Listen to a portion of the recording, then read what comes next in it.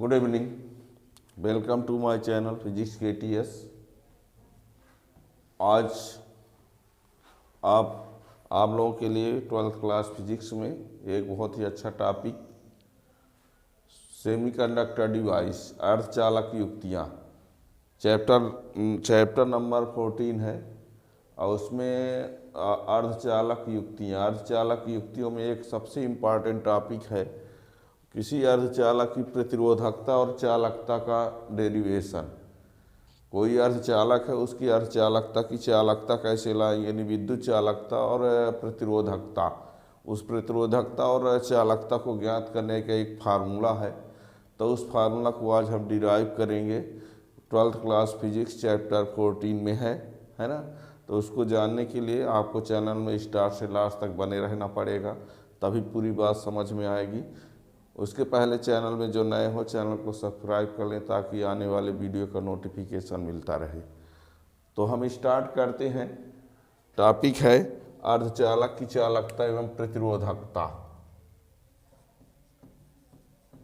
अर्धचालक की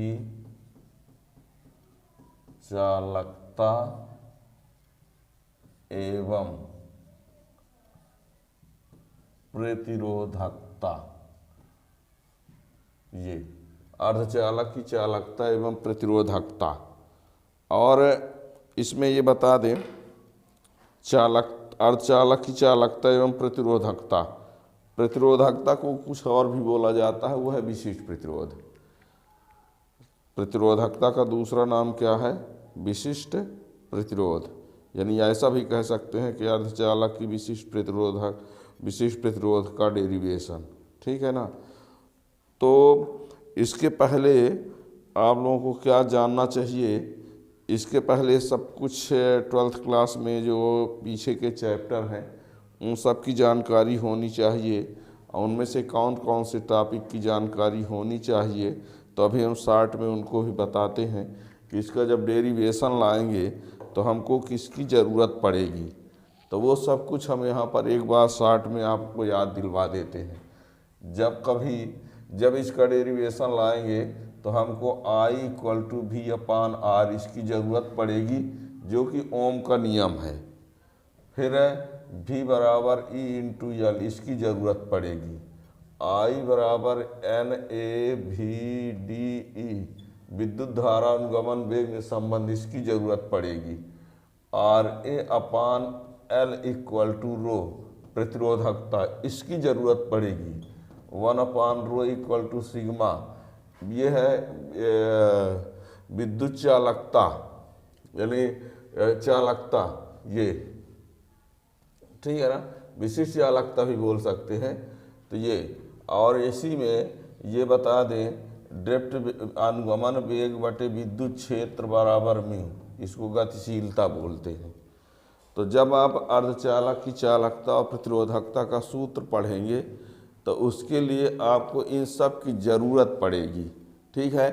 कहीं भी यदि हम I की जगह V/R लिखें, ओम का नियम, V=E/L लिखेंगे, I=NAVDE VD क्या है? अनुगमन वेग। RA/L विशिष्ट प्रतिरोध या प्रतिरोधकता, और 1/, प्रतिरोधकता ये चालकता होता है या विशिष्ट चालकता कह सकते हैं। ठीक है ना। और ये अनुगमन वेग और विद्युत क्षेत्र का जो अनुपात होता है वो गतिशीलता होता है। तो इसकी ज़रूरत है इसमें। ठीक है। और अर्धचालक में आपको बता दें, अर्धचालक में जो विद्युत का प्रवाह होता है इलेक्ट्रॉन और होल दोनों के कारण होता है। किसी भी अर्धचालक में विद्युत धारा का प्रवाह इलेक्ट्रॉन और होल दोनों की वजह से होता है। और इलेक्ट्रॉन के कारण धारा को हम IE लिखते हैं, होल के कारण धारा को IH लिखते हैं, और दोनों को मिला के ये धारा I है। तो हमको यहीं से स्टार्ट करना पड़ेगा। ठीक है। तो आप स्टेप बाय स्टेप सब कुछ समझते चलेंगे, और इनका हम यूज करते हुए इस फार्मूला को, इसके लिए फार्मूला हम डिराइव करेंगे। ठीक। तो देखिए यहाँ पर, अब यहाँ पर हम इसको इनका यूज करेंगे, बता दिया हमने। अब यहाँ पर हम इसको इरेज भी करे दे रहे हैं, इनका यूज होगा बताए दे रहे हैं। तो सबसे पहले हम क्या करते हैं, यहाँ एक अर्धचालक ब्लॉक ले लेते हैं। अर्धचालक का एक टुकड़ा ब्लॉक कुछ यानी एक अर्धचालक टुकड़ा ही है और इसकी लंबाई जो है वो क्या है, L है। अनुप्रस्थ काट का क्षेत्रफल क्या है, A है। इस अर्धचालक में इलेक्ट्रॉन और होल दोनों हैं, इलेक्ट्रॉन और होल दोनों पाए जाएंगे। अब रही बात कि कितने इलेक्ट्रॉन होंगे कितने होल होंगे, वो यदि शुद्ध अर्धचालक है तो इलेक्ट्रॉन होल बराबर होंगे, और यदि n प्रकार का अर्धचालक है तो इलेक्ट्रॉन ज़्यादा होंगे होल कम होंगे, और यदि p प्रकार का अर्धचालक है तो होल ज़्यादा होंगे इलेक्ट्रॉन कम होंगे। लेकिन हम ये कह के तो नहीं चल रहे हैं कौन सा अर्धचालक बनाए हैं, बाद में हम कंडीशन लगा देंगे, पर हम कह के नहीं चल रहे हैं कि हम शुद्ध अर्धचालक बनाए हैं कि n की p। लेकिन जब बनाएंगे तो उसमें इलेक्ट्रॉनों की संख्या के आधार पर कोई ना कोई डायग्राम में एक फिक्स होगा कि ये वाला बना हुआ है, ठीक है ना। नाम भले हम नहीं बोलेंगे, यहाँ पर ये माइनस प्लस विभवांतर लगाया गया, और ये इसमें जो धारा का प्रवाह होगा वो IE और IH दोनों बोल देंगे, ठीक है। ये होल जो है वो इस डायरेक्शन में जाएंगे, होल इस डायरेक्शन में चलेंगे और इलेक्ट्रॉन उसी के अपोजिट। ये आपको बता दें करंट I की जो धारा होगी होल की धारा में होगी और इलेक्ट्रॉन के विपरीत होगी।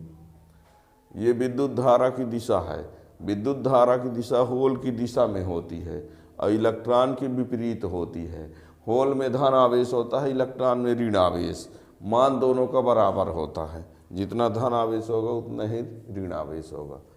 तो यहाँ पर देखिए, मान लेते हैं एक अर्धचालक ब्लॉक है जिसकी लंबाई L है। अर्धचालक एक अर्धचालक है जिसकी लंबाई क्या है, L है।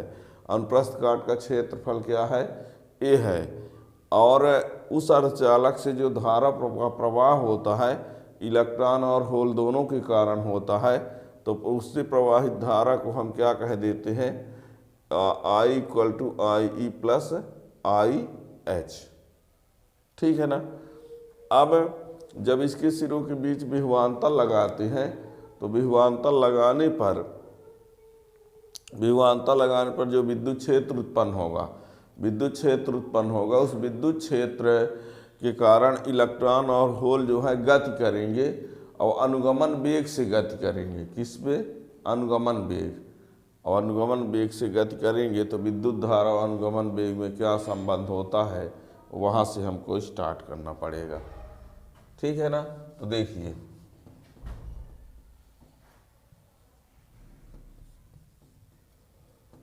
मान लिया एक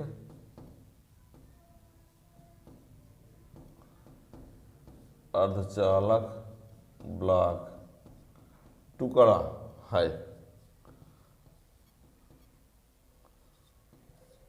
जिसकी लंबाई L तथा अनुप्रस्थ काट का क्षेत्रफल A है। इसमें धारा का प्रवाह इलेक्ट्रॉन और होल दोनों के कारण होती है। इसमें धारा का जो प्रवाह होता है इलेक्ट्रॉन और होल दोनों के कारण होती है।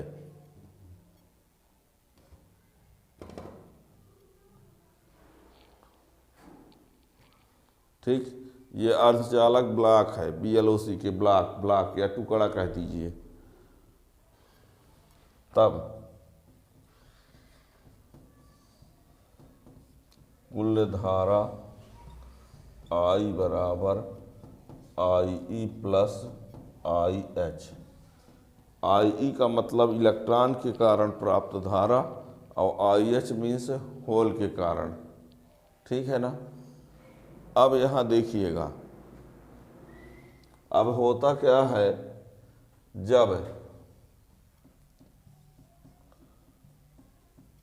जब अर्धचालक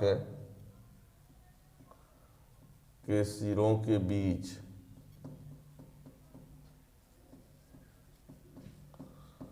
विभवांतर लगाकर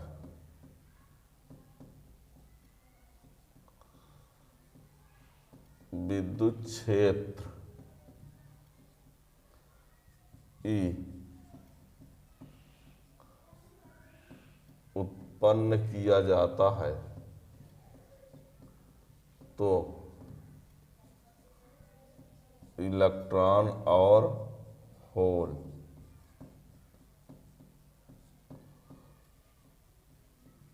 अनुगमन वेग से गति करते हैं। अनुगमन वेग VE व VH, इलेक्ट्रॉन के अनुगमन वेग को हम VE कह देते हैं और होल के अनुगमन वेग को VH। ठीक। जब अर्धचालक के सिरों के बीच विभवांतर लगाकर विद्युत क्षेत्र उत्पन्न किया जाता है तो इलेक्ट्रॉन और होल अनुगमन वेग VE और VH से गति करते हैं। तब एक फार्मूला होता है, तब I बराबर NAVDE, ये अनुगमन वेग और विद्युत धारा में संबंध है। अनुगमन वेग और विद्युत धारा में संबंध है तो इलेक्ट्रॉन के लिए ये फार्मूला हो जाएगा IE बराबर NEAVEE। ये क्या है, VD अनुगमन वेग है तो VE अनुगमन वेग इलेक्ट्रॉन का, यानी एकांक आयतन में मुक्त इलेक्ट्रॉनों की संख्या तो या इलेक्ट्रॉनों की संख्या तो यानी E और इलेक्ट्रॉन का आवेश, तथा IH बराबर जब लिखेंगे तो यही हो जाएगा NHAVHE। अब यहाँ पर E आवेश है, जितना इलेक्ट्रॉन का आवेश होता है उतना होल का, इसलिए दोनों में E लिखा गया है। और ये इलेक्ट्रॉन का अनुगमन वेग है, ये होल का, और ये इलेक्ट्रॉनों की संख्या, ये होलों की संख्या। इन दोनों मानों को समीकरण 1 में रख देते हैं। इसको लीजिए 2 कर देते हैं, इसको 3, और फिर लिख दीजिए समीकरण 1, 2 व 3 से। तो I बराबर क्या हो जाएगा, NEAVEE प्लस NHAVHE। IE के जगह पर ये, IH की जगह पर ये रख दिया। अब I की जगह पर V/R ओम्स लॉ से, I की जगह पर V/R ओम्स लॉ से, और ये AE कॉमन तो NEVE NHVH ये रहा। ठीक है। अब इसको हम मिटा देते हैं, आगे लिखते हैं।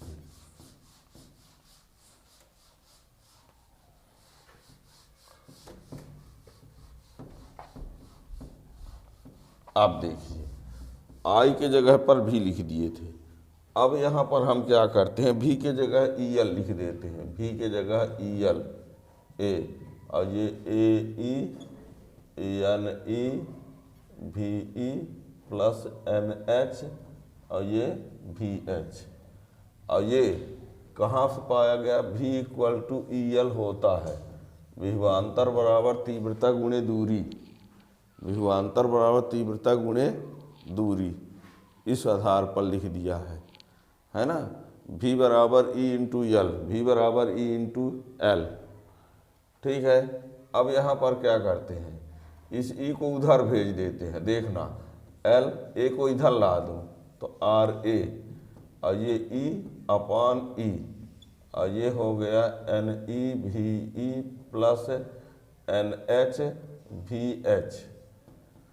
अब ये बता दें कि होता क्या है, RA/L से होता है रो, RA/L से क्या होता है, रो होता है। और जब RA/L से रो होता है तो ये उल्टा है, तो 1/रो, और ये ई, और इस ई को अंदर भेज देते हैं, तो यानी EVE/E NHVH/E।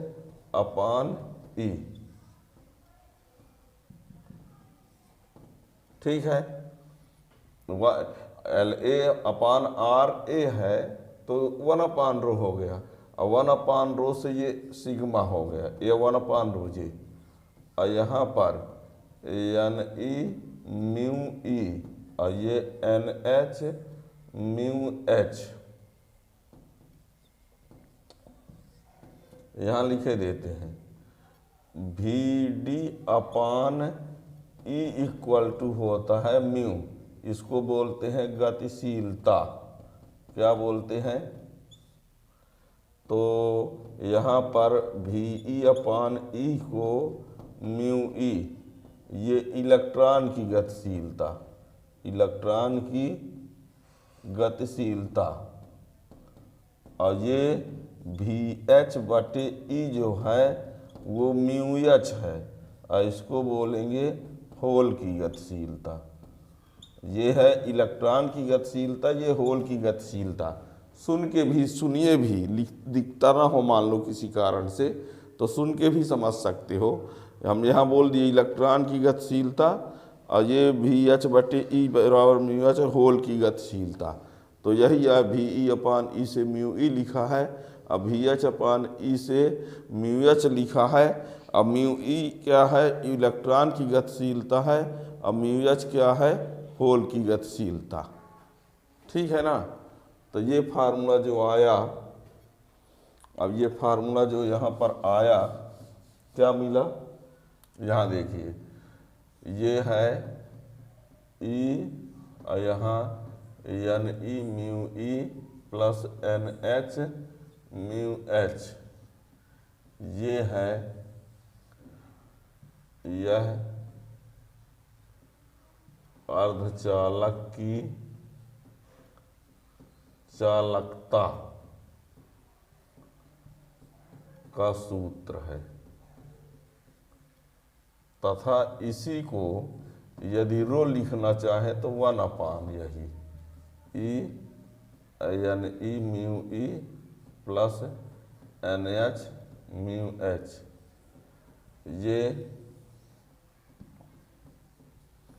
यह अर्धचालक की प्रतिरोधकता है।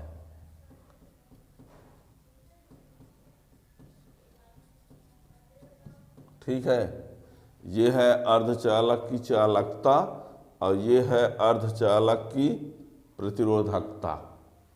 ठीक है ना, अब यहाँ पर ये जो फार्मूला आया है वो किसी अर्धचालक की चालकता और प्रतिरोधकता का सूत्र है। अब इसमें यदि हम विशेष परिस्थिति लगाएं, या ये कहें कि ये शुद्ध अर्धचालक का है कि अशुद्ध का, तो शुद्ध अर्धचालक में Ne और NH बराबर होते हैं, इलेक्ट्रॉनों की संख्या, होलों की संख्या बराबर होती है। यदि हम शुद्ध अर्धचालक की बात करेंगे तो उसमें Ne और NH बराबर होंगे, ये Ne और NH बराबर होंगे। और यदि हम अशुद्ध अर्धचालक की बात करेंगे तो बराबर नहीं होंगे, तो बराबर नहीं होंगे तो होंगे क्या, अशुद्ध अर्धचालक दो प्रकार का होता है, एक N होता है, एक N प्रकार और P प्रकार का। तो N प्रकार का जो होगा उसमें इलेक्ट्रॉन Ne ज़्यादा होगा, और जो P प्रकार का होता है उसमें NH ज़्यादा होगा। ठीक है, तो जो कम होंगे उसकी उपेक्षा कर देना है। ठीक है, तो यहाँ देखिए हम विशेष परिस्थिति लिखते हैं, विशेष परिस्थितियाँ, और उसमें पहला नंबर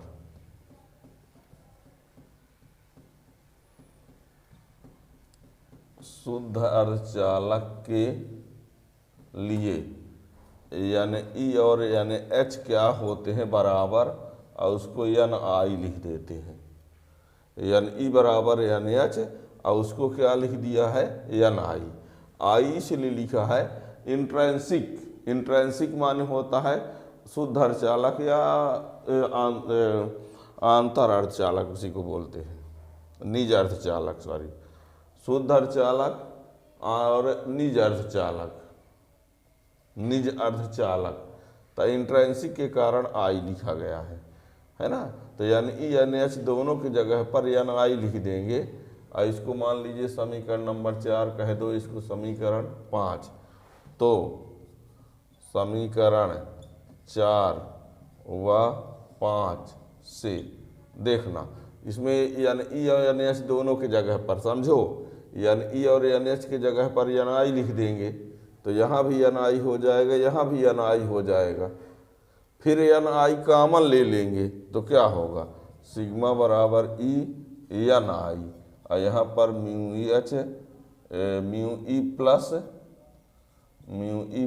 म्यू एच, ये तथा 1/रो बराबर, यानी रो बराबर क्या हो जाएगा, रो बराबर यही E N I mu E plus mu H.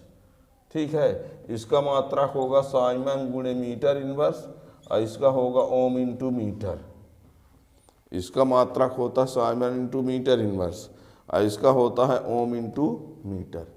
तो ये हमने लिख दिया यदि शुद्ध अर्धचालक है तो। और यदि यही मान लीजिए एन प्रकार का अर्धचालक है या वो पी प्रकार का अर्धचालक है तो क्या होगा। ठीक है, तो देखिए दूसरी परिस्थिति में लिखते हैं। दूसरे नंबर पर एन प्रकार के अर्धचालक के लिए, इसमें बता दें एन ई जो है एन एच से बहुत बड़ा होता है, तो एन एच की उपेक्षा करने पर, एन एच की उपेक्षा करने पर तथा एन ई बराबर एन डी, ये एन डी क्या है, दाता आयनों की संख्या, दाता आयनों की संख्या। ठीक, एन प्रकार के अर्धचालक में एन ई ज़्यादा होता है, एन एच कम होता है, तो एन एच की उपेक्षा कर देंगे और एन ई के जगह पर एन डी लिख देंगे। एन डी क्या है, दाता आयनों की संख्या। तो ये समीकरण 4 व 5 से क्या होगा, देखिए एन एच की उपेक्षा करना, ये पद गायब, एन ई के जगह पर एन डी लिख देना, तो सिग्मा बराबर E N D mu E, ये, और रो इक्वल टू 1/ई एन डी म्यू ई, ये, और ये साइमन इंटू मीटर इनवर्स, और ये ओम इंटू मीटर। ठीक है ना, तो ये रहा, ये 1/, है। ठीक, अब इसी को यदि हम पी प्रकार के अर्धचालक के लिए लिखेंगे, किसके लिए, पी प्रकार के अर्धचालक के लिए, तो क्या होगा देखना, पी प्रकार,